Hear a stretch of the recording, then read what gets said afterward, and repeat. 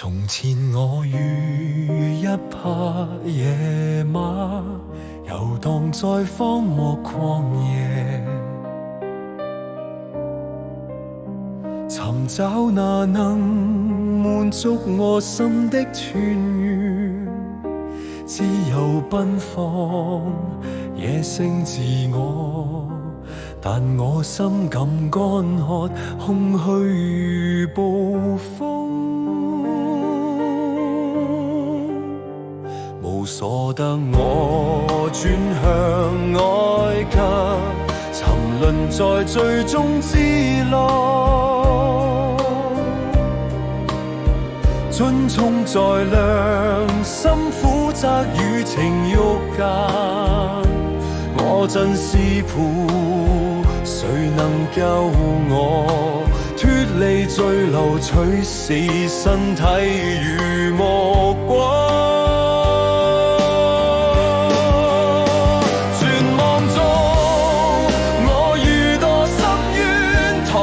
在死蔭幽谷，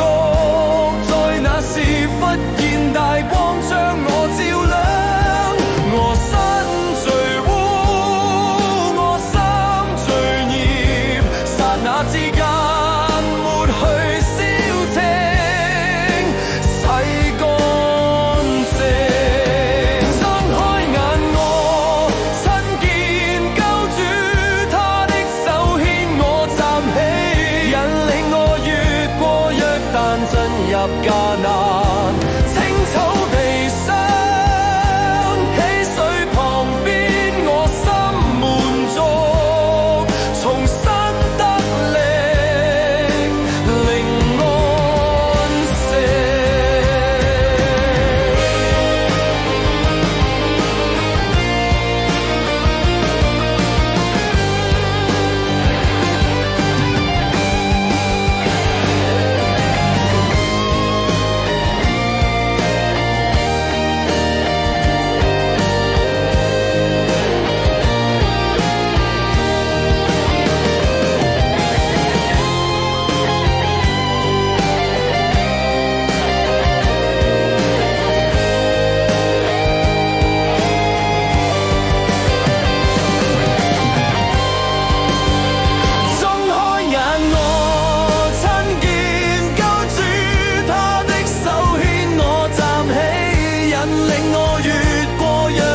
進入迦南。